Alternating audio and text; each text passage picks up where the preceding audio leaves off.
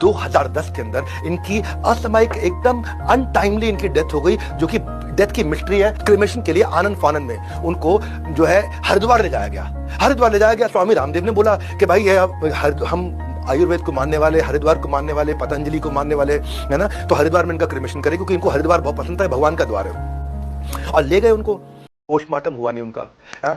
उनको कभी हार्ट की प्रॉब्लम नहीं थी लाइफ में, उनको कभी जिंदगी में बीमारी नहीं हुई, उन्होंने कभी जिंदगी में गोली नहीं खाई। जब शरीर छोड़ा उन्होंने, उनके पूरे होंठ गीले हो चुके थे। पोस्टमार्टम करने नहीं दिया, जल्दीबाजी में उनका क्रिमेशन हो गया।